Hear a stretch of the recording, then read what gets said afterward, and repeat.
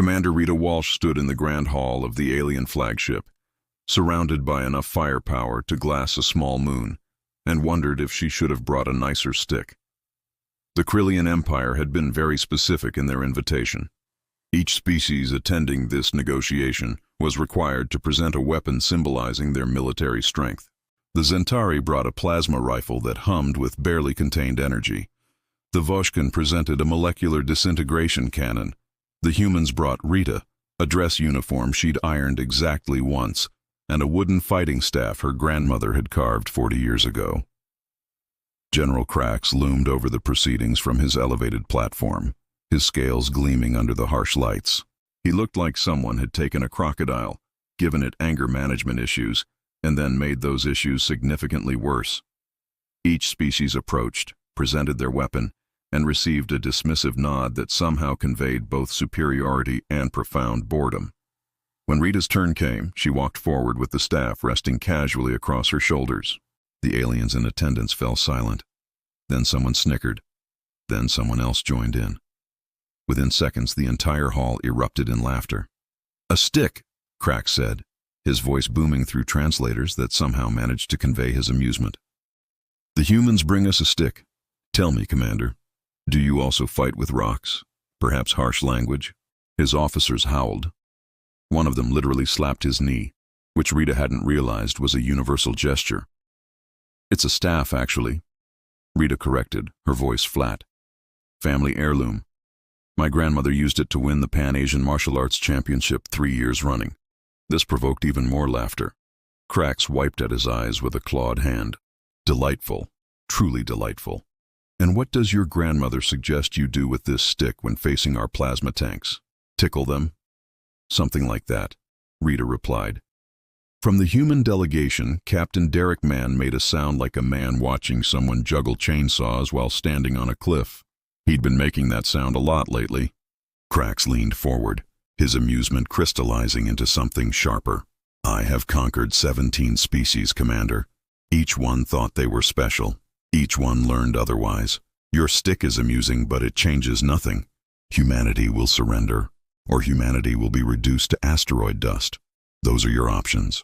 Rita planted the staff on the ground with a solid thunk that echoed through the suddenly quiet hall. "Actually, I have a third option in mind." The laughter started again, but this time it had an edge. Vraxx's eyes narrowed. "Really? And what option is that?" Rita smiled. It was not a nice smile. It was the smile of someone who had done the math and didn't like the numbers but was going to work with them anyway. "How about we settle this the old-fashioned way? You and me, single combat. You win, humanity surrenders. I win, you leave us alone, and we negotiate as equals." The laughter stopped abruptly. Derek's sound changed to something more like a man watching the chainsaw juggler catch fire. Vraxx stared at her for a long moment. Then he began to laugh again, deeper this time, and far more genuine. "You challenge me? With a stick? That's the idea. This is the most entertaining surrender ceremony I have ever attended. Very well, human. I accept. And to make this sporting, I will even fight you from inside my personal command tank."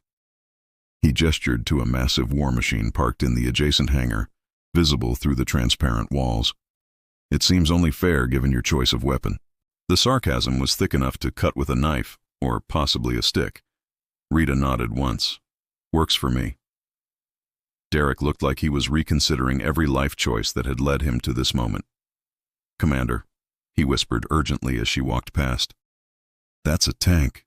You have a stick." "I'm aware, Derek. Just checking." 3 months earlier, humanity had been enjoying a peaceful Tuesday. Captain Derek Mann remembered it clearly because peaceful Tuesdays had become rare after humanity discovered faster-than-light travel and immediately stuck their foot in the galaxy's most hornet's nest. The incident started at a diplomatic reception on Neutral Station 7. Ambassador Johnson, who had been briefed extensively on Krillian customs, somehow managed to forget the single most important rule: never, under any circumstances, compliment a Krillian general's tale. To be fair to Johnson, the translator had malfunctioned. What he meant to say was, "Your military achievements are impressive." What actually came out was, "Your tail looks fat and your mother dresses you funny." In Krillian culture, this was roughly equivalent to challenging someone to a death match while also insulting their entire family tree. General Vraxx, who had been having a pleasant evening up until that moment, stopped mid-conversation. The room went silent. His tail, which apparently was a bit sensitive about its weight, twitched ominously. "You want war, human?" Ambassador Johnson, blissfully unaware of what his translator had just said, smiled broadly. "I'd love more, yes. The hors d'oeuvres are delightful." The translator, now working perfectly, conveyed this as, "Bring it on, lizard boy." Vraxx declared war before dessert was served. Commander Rita Walsh, who at the time was commanding a small patrol frigate near the Outer Rim, received the news via an emergency broadcast that interrupted her coffee break. "All human vessels, this is Fleet Command. We are now at war with the Krillian Empire. Repeat, we are at war. This is not a drill. Also, if anyone sees Ambassador Johnson, he is no longer authorized to speak on behalf of humanity." Rita had set down her coffee very carefully. "Derek, what do we know about the Krillian Empire?" Derek, who had been her second-in-command for 5 years and had developed a healthy sense of pessimism, pulled up the data. "Well, Commander, they control about 40% of this quadrant. They have plasma weapons that make our railguns look like spitwads. Their smallest battleship outguns our largest carrier. And according to this, they've never lost a war. Never. Not once. They have a perfect record. 17 species conquered, 0 defeats. Fantastic. The first battle happened 3 days later. Humanity sent its best fleet, state-of-the-art ships with cutting-edge technology that was only 15 years behind the galactic standard. The Krillians sent a patrol squadron and still won in 40 minutes. The second battle lasted 20 minutes.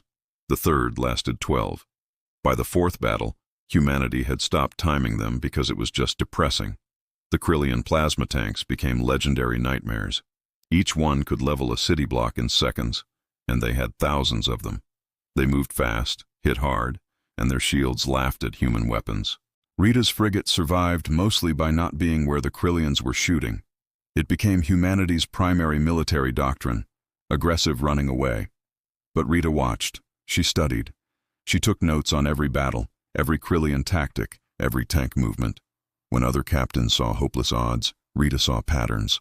When other officers saw invincible technology, Rita saw engineering with potential weaknesses. Her grandmother had taught her that every opponent, no matter how strong, had vulnerabilities. You just had to be patient enough to find them and brave enough to exploit them. Or, as her grandmother put it more bluntly, everyone's tough until they get hit in the right spot. After 2 months of defeats, Earth's leadership decided to negotiate. The Krillians agreed, but only on their terms. Each species had to present a weapon symbolizing their strength. When Rita volunteered to represent humanity, Fleet Command was desperate enough to say yes. When she said she was bringing her grandmother's staff, Fleet Command tried to say no, but Rita had already boarded the shuttle. Now, standing in the arena while Vraxx's tank powered up with a sound like thunder having a conversation with rage, Rita twirled the staff once and settled into a ready stance. Derek stood at the sideline, holding a medical kit he suspected would be tragically insufficient. "Commander, it's not too late to surrender with dignity." "Where's the fun in that?" "Fun? Rita, that's a tank." "You mentioned that already." The tank's main cannon swiveled toward her, glowing with charging plasma. Rita smiled. "Let's see if Grandma was right." The arena was exactly what you'd expect from a species that treated warfare as performance art.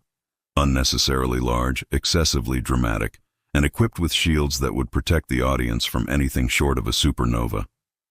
Which, given what was about to happen, seemed optimistic. General Vraxx's personal command tank rolled into the arena like a mechanical god having a bad day. It was 50 tons of pure aggression, bristling with enough weapons to qualify as a small war. The plasma cannon on top could punch through a battleship's hull. The secondary guns could shred infantry. The armor plating could withstand a direct missile strike. Rita had a stick. The crowd of alien dignitaries filled the observation decks, chattering excitedly in dozens of languages. The Zentari were taking bets. The Voshkin were recording everything for their historical archives. A small delegation of Plix were selling what appeared to be overpriced snacks. Derek stood at the human section, which consisted of him, 3 junior officers, and a growing sense of cosmic dread. "Okay," Rita said, rolling her shoulders. "Let's go over this one more time." "Please don't," Derek replied. "Tank's main weakness is the maintenance hatch on the underside. It's shielded, but the shielding has a 0.7-second reset delay after movement. If I can get underneath during a turn, you'll be crushed by 50 tons of alien war machine. Not if I time it right. Rita, you're talking about pole vaulting onto a moving tank with a wooden stick. Technically, I'll be pole vaulting under it first, then onto it." Derek looked at the 3 junior officers. They looked back. Nobody had any idea what to say to that. Rita did a few light stretches, the staff moving through basic forms that her grandmother had drilled into her since childhood. The aliens in the stands found this hilarious. She could hear the laughter even through the arena's shields.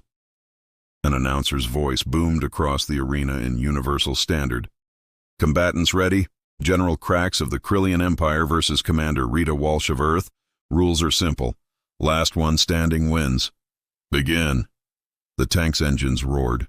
Rita took a breath, feeling the weight of the staff in her hands. Her grandmother had carved it from ironwood, a tree that grew in the mountains of old Taiwan.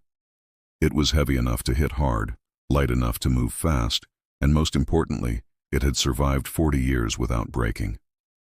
"Grandma," Rita muttered, "if you're watching from wherever warriors go when they die, now would be a great time for some ancestral guidance."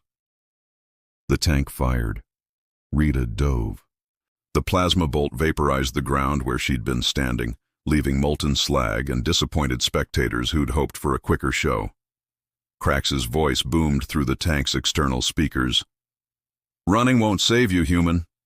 "Not running," Rita called back, already circling left. "Warming up." The tank pivoted, its treads churning up the arena floor. Secondary guns tracked her movement, firing in controlled bursts. Rita moved like water, flowing between the shots with the kind of grace that came from years of training and a healthy fear of vaporization. Derek watched from the sideline, his knuckles white. "She's insane," one of the junior officers whispered. "Yes," Derek agreed, "but she's our insane."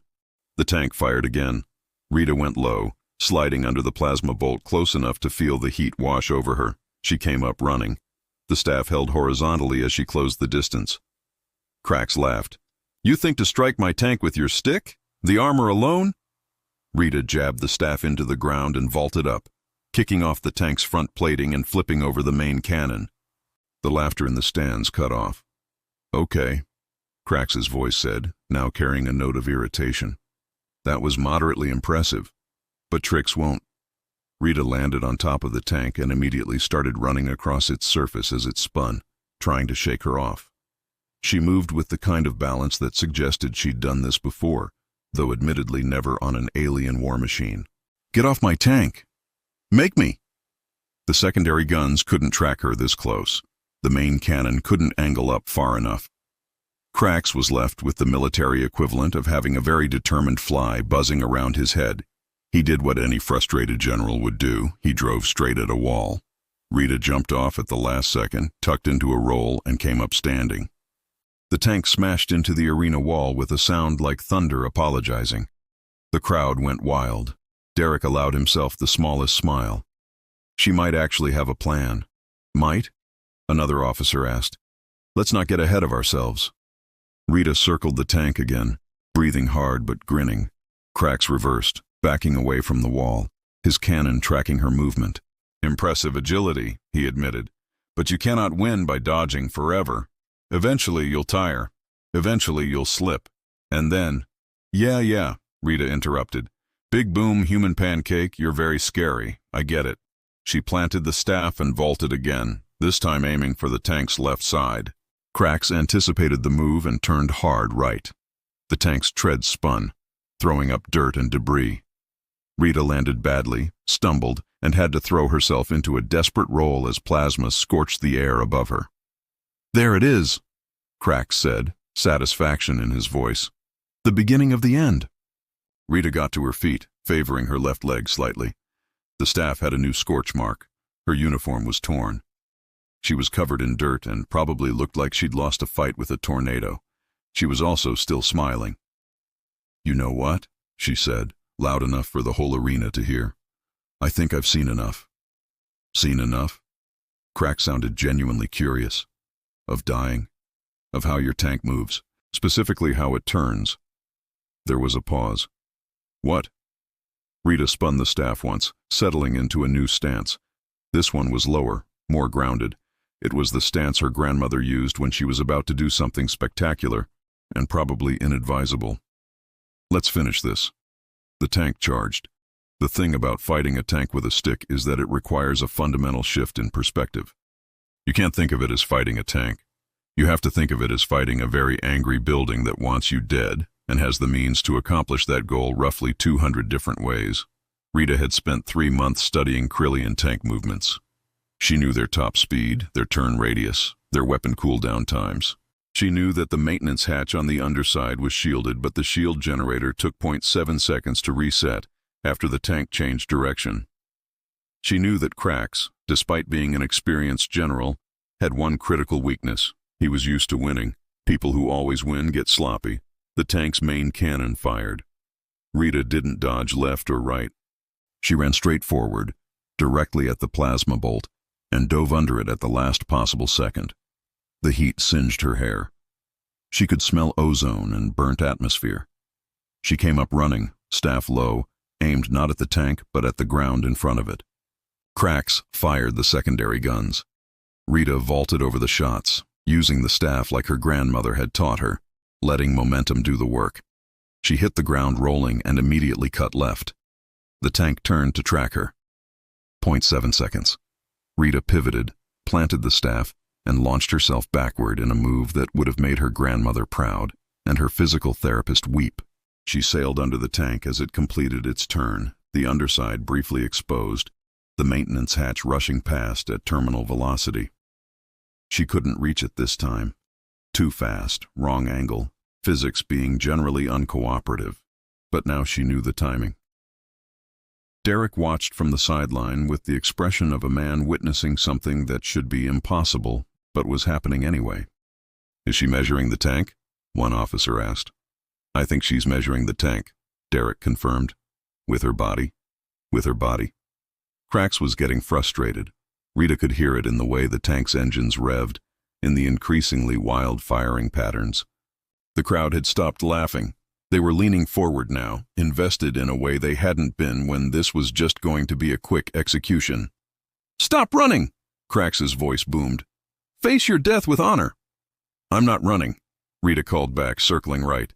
"I'm getting your attention. You have my attention. Great. Keep your eyes on me." She charged directly at the tank.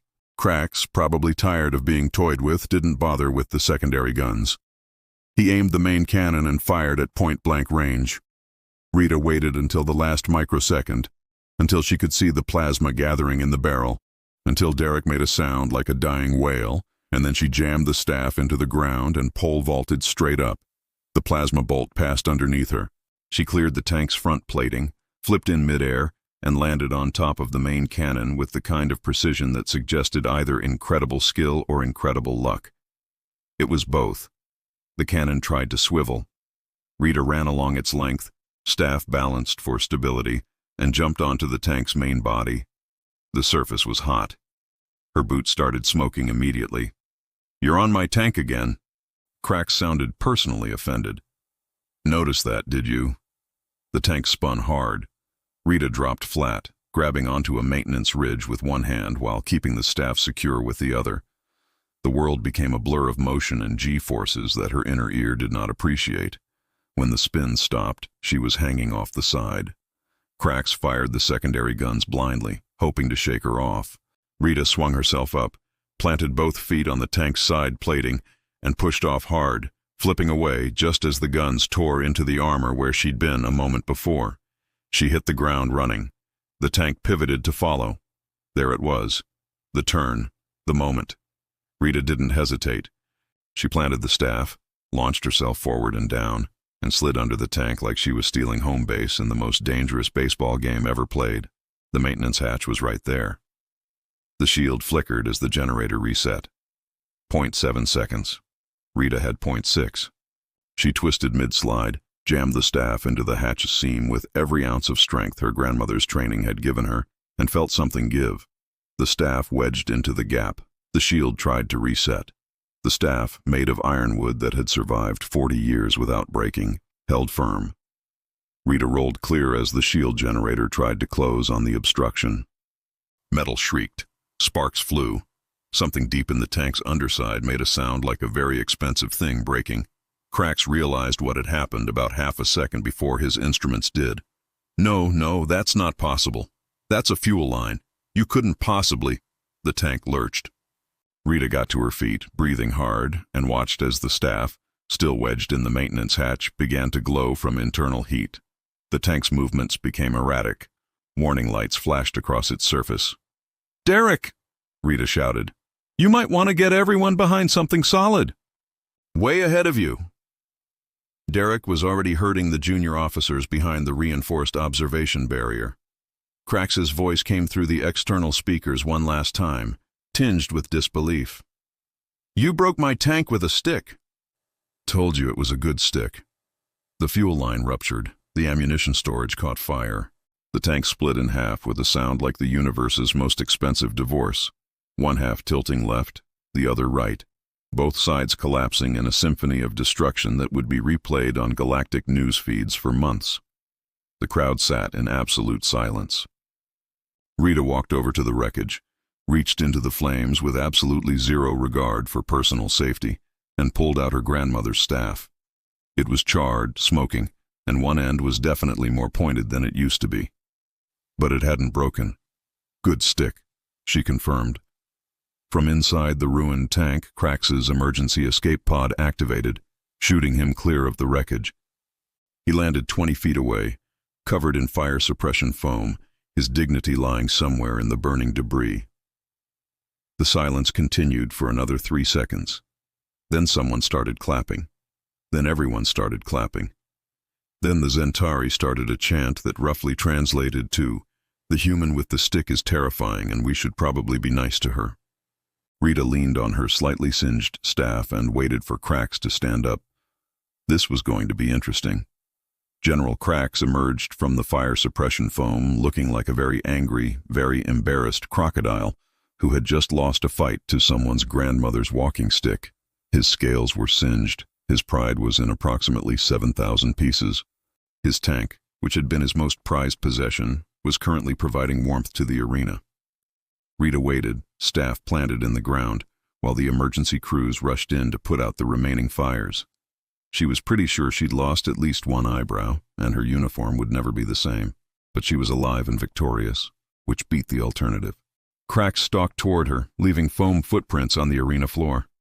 The crowd hushed. Derek tensed, ready to intervene despite having absolutely no plan for how to intervene against a 7-foot angry alien general. Vraxx stopped 5 feet away. "That," he said slowly, "should not have been possible." "And yet," Rita replied. "My tank has 40 layers of redundant shielding. The maintenance hatch is rated to withstand direct weapons fire. The fuel lines are protected by triple-sealed casings. There is no way a wooden stick could have penetrated all of those defenses." Rita shrugged. "Your tank has a 0.7-second shield reset delay during directional changes. The maintenance hatch seam expands by 3 millimeters when the tank turns hard right due to stress on the frame.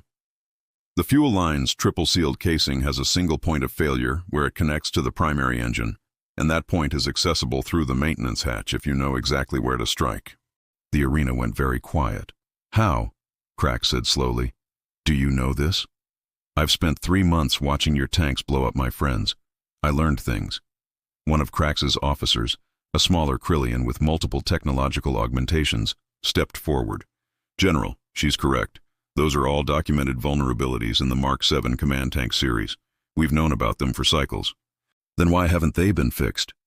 "Because no enemy has ever gotten close enough to exploit them. Our doctrine relies on overwhelming firepower at range. The vulnerabilities are theoretical." "Were theoretical," Rita corrected. Past tense.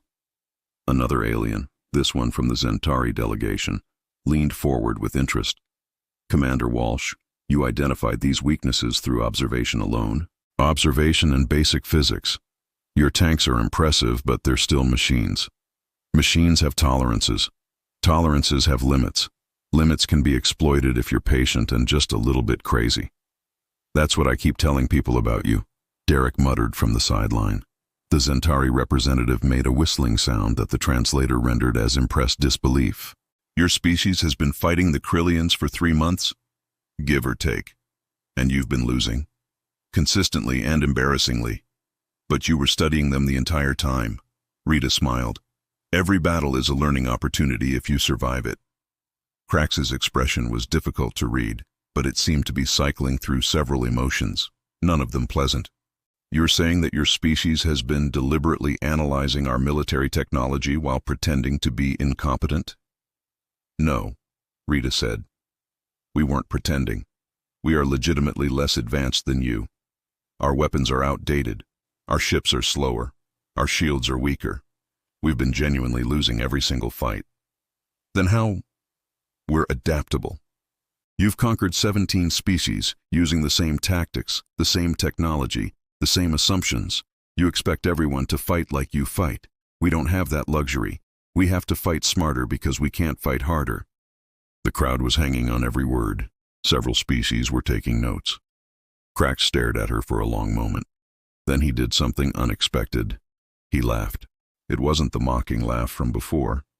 It was genuine, if somewhat bitter. 17 species, he said. 17 conquests, and I lose to a human with a stick because I forgot the most basic rule of warfare. What's that? Never underestimate an opponent who has nothing to lose and everything to prove. He looked around at his officers, at the ruined tank, at the watching crowd. The combat terms were clear. Humanity keeps its sovereignty. We negotiate as equals. A ripple of shock went through the Krillian delegation. One officer looked like he wanted to protest. Vraxx silenced him with a look. My honor demands it. I challenged her. She won. That is the end of it. Rita nodded respectfully. I appreciate that. Don't thank me yet. You've humiliated me in front of the entire galactic community. That video will be everywhere by tomorrow. Do you know what they'll call me? The general who lost to a stick? The general who lost to a stick. Vraxx sighed, a sound like angry wind through caves. I'll never hear the end of it. If it helps, it's a really good stick. It doesn't help. Derek approached cautiously, medical kit in hand. Commander, we should probably check you for injuries, and possibly head trauma, given what you just did. I'm fine, Derek. You pole vaulted onto a moving tank, and it worked. That's what worries me. The Zentari representative approached, flanked by several other alien dignitaries.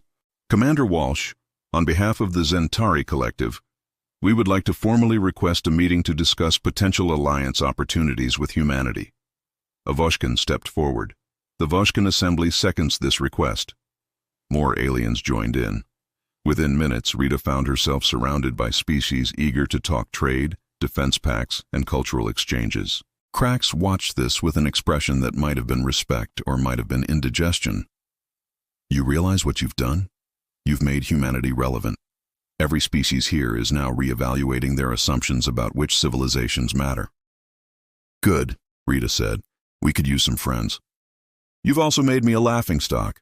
I mean, you did volunteer to fight someone with a stick while piloting a tank. That was kind of your choice. Vraxx made a sound that might have been a growl or might have been another laugh. I hate that you're right about that. He turned to leave, then paused.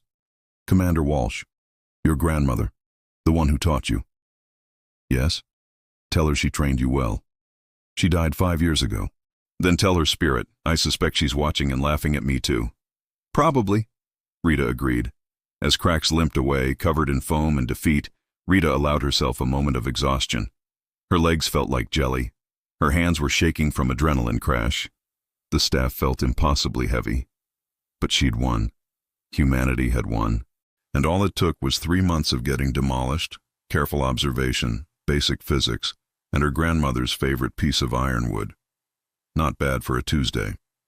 6 weeks later, Commander Rita Walsh stood in the newly established human embassy on Neutral Station 7, and wondered how her life had become this weird.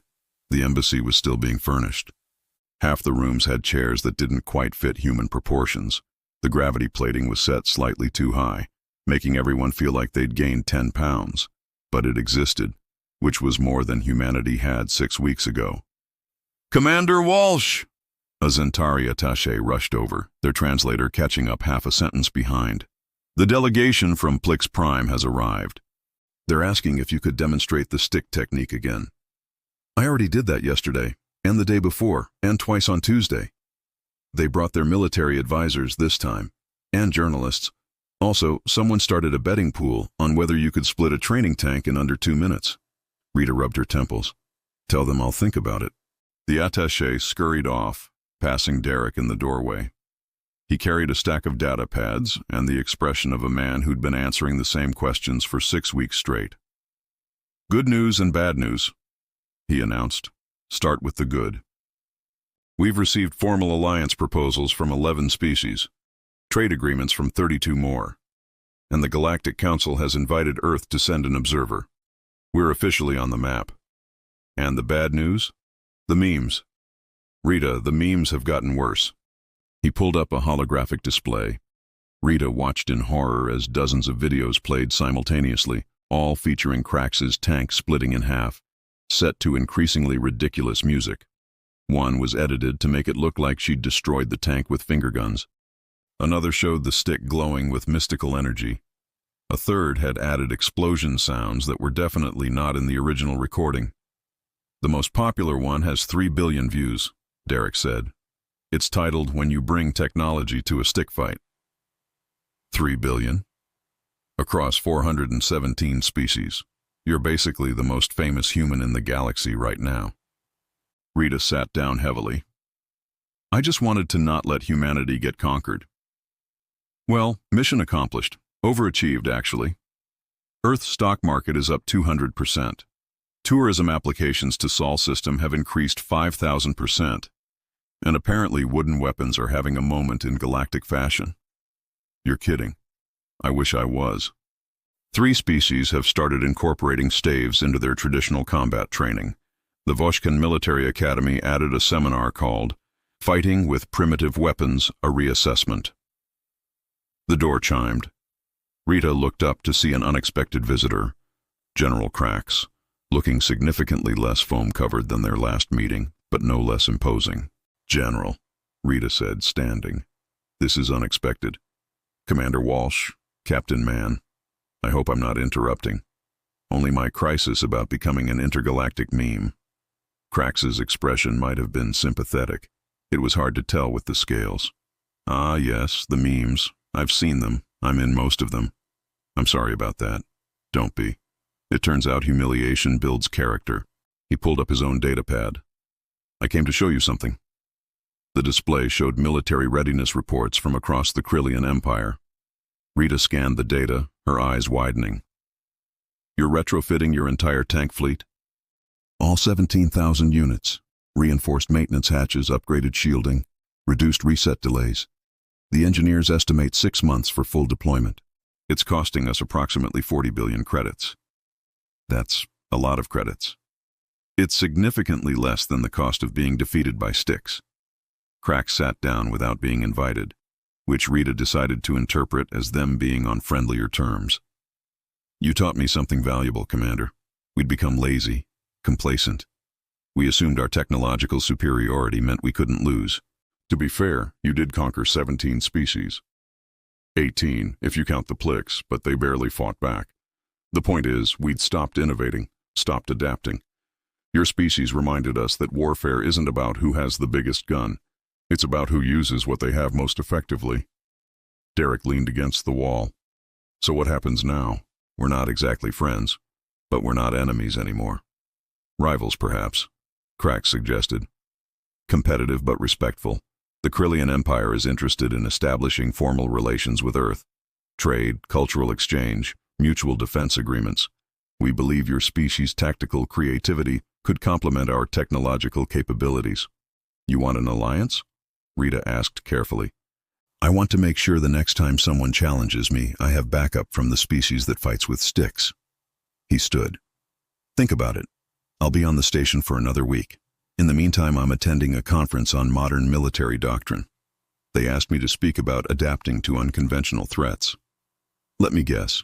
They want you to talk about me. They want me to talk about how I lost to you, yes. It's very therapeutic.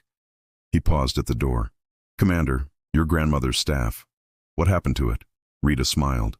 It's being cleaned and restored. Fleet Command wants it for a museum. A museum? The Museum of Human Stubbornness. We're thinking of making it a permanent collection. Artifacts that represent humanity's refusal to give up even when everything says we should. Vraxx made that sound again, the one that might have been approval. Good. It deserves to be remembered. Just maybe don't tell anyone about the maintenance hatch vulnerability. Some of us would like to maintain a little dignity. After he left, Derek looked at Rita. Did we just get offered an alliance by the species that was trying to conquer us 6 weeks ago? I think so. And you're considering it? Derek, 6 weeks ago, we were about to be asteroid dust. Now we're fielding alliance offers from half the galaxy. I'll take it. Fair point.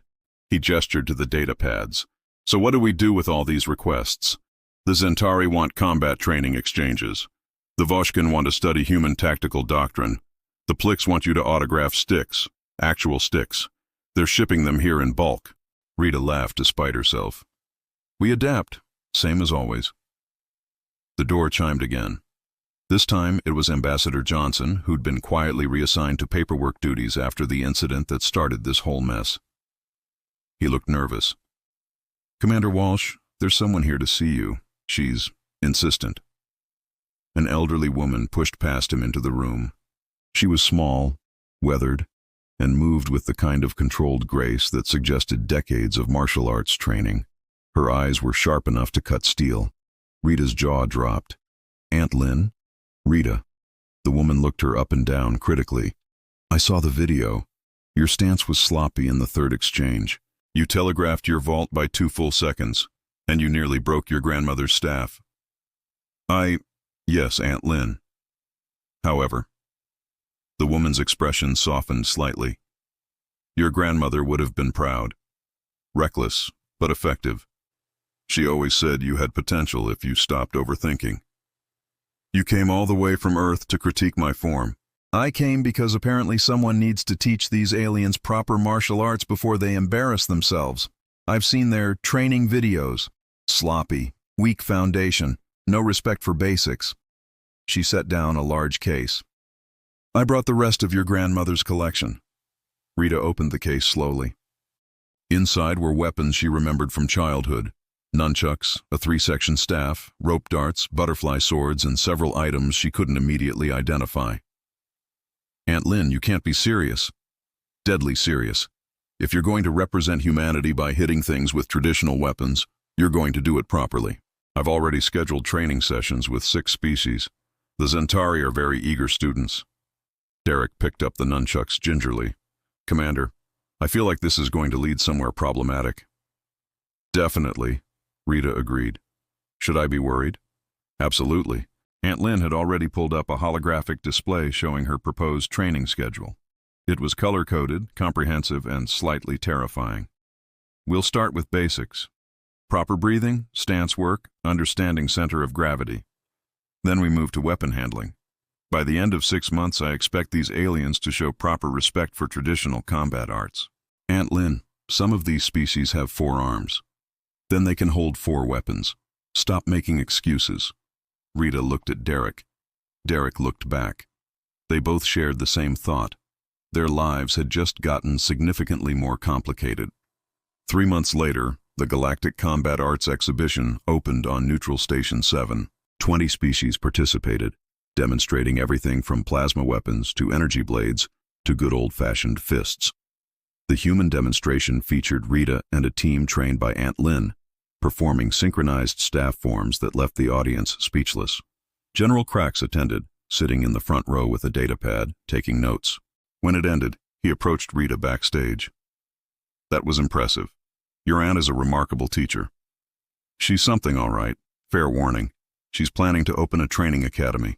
She's already got applications from 3 species. Including mine. I applied yesterday. You what? I'm tired of being the general who lost to a stick. I'd rather be the general who learned from it. He paused. Besides, your aunt said my stance was adequate but improvable. I found that strangely motivating. Rita laughed. She has that effect. In the distance, they could hear Aunt Lynn correcting Avoshkin's grip on a practice staff, her voice carrying that particular tone of disappointed but patient that teachers everywhere had perfected. Commander Walsh, Vraxx said quietly, do you realize what you've done? You didn't just save your species. You changed how the galaxy thinks about combat, about technology, about strength. I hit your tank with a stick. You proved that intelligence and creativity matter more than raw power. That's not a small thing. Rita looked down at her hands, calloused from months of additional training. My grandmother used to say that every challenge is an opportunity to learn. I just wish she could see this, all of it. Perhaps she can. The humans have interesting theories about what happens after death. Maybe. They stood in comfortable silence, watching as Aunt Lynn demonstrated a complex spinning technique that had the assembled aliens frantically taking notes. So what's next for you? Vraxx asked. Earth wants me to head up the new Tactical Innovation Division. Basically, they want me to keep finding creative ways to solve impossible problems. And will you? Rita smiled, the same smile she'd worn in the arena 6 months ago.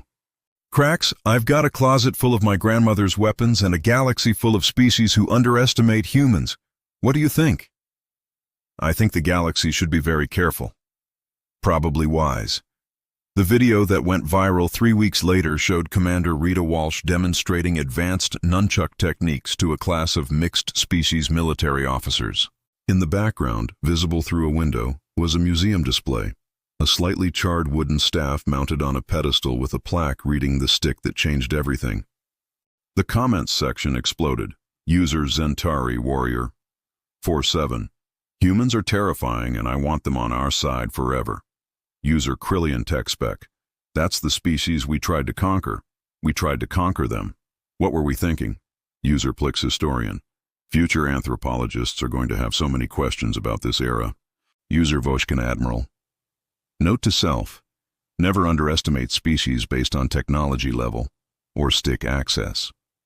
The top comment, with 40 million likes across hundreds of species, was simply, remember when we thought humans were primitive? Good times. Derek showed Rita the video during a strategy meeting. She watched herself on screen, moving through forms her grandmother had taught her decades ago, now being studied by aliens from across the galaxy. How do you feel about being the most famous human alive? He asked. Weird, Rita admitted, but also kind of proud.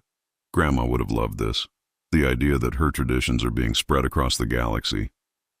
She sounds like she was an incredible person. She was. Tough as nails, patient as stone, and absolutely convinced that there was no problem that couldn't be solved with proper technique and sufficient determination. So basically you. Rita smiled. I'll take that as a compliment. Her comm chimed. Another request for a demonstration, this time from a species she'd never heard of from a sector she'd never visited. They wanted to learn about primitive human combat arts, and were willing to trade advanced medical technology for lessons. You know, Derek said thoughtfully, 6 months ago, we were facing extinction. Now we're exporting martial arts across the galaxy. Life is strange. Life is opportunity, Rita corrected. You just have to be willing to pole vault onto it with a stick. That metaphor needs work. Probably. Through the window of the embassy, Earth hung in the distance, blue and green and impossibly small against the vastness of space. Somewhere down there, in a small house in the mountains, a wooden staff had been carved by a woman who never imagined her granddaughter would use it to change galactic history. Rita touched the window gently, a silent thank you to a teacher she'd never see again but would never forget. Commander, Derek prompted. The Galactic Council meeting is in an hour. They want to discuss humanity's proposal for joint tactical training programs. Right. Rita straightened her uniform, the one that was now perfectly tailored because humanity had actual diplomatic standing. Let's go teach the galaxy that sometimes the old ways work best. Bringing a stick? Always bring a stick, Derek. Haven't you learned anything? As they left the embassy, Heading toward negotiations that would shape humanity's future, Rita allowed herself one last smile. Her grandmother had been right about everything. Proper training mattered. Determination beat raw strength, and every opponent had a weakness if you were patient enough to find it. Also, Ironwood was really good at breaking things. Somewhere in the galaxy, General Vraxx was attending his first martial arts lesson, learning proper stance from an elderly human woman who had absolutely no patience for excuses. Somewhere else, alien engineers were studying tank vulnerabilities they'd ignored for decades, redesigning systems to account for opponents who thought creatively. And somewhere on Earth, in a museum dedicated to human stubbornness, a slightly charred wooden staff rested on a pedestal, proof that sometimes the simplest solution was the best one. The galaxy would never underestimate humanity again. And all it took was one woman, one impossible challenge, and one really good stick.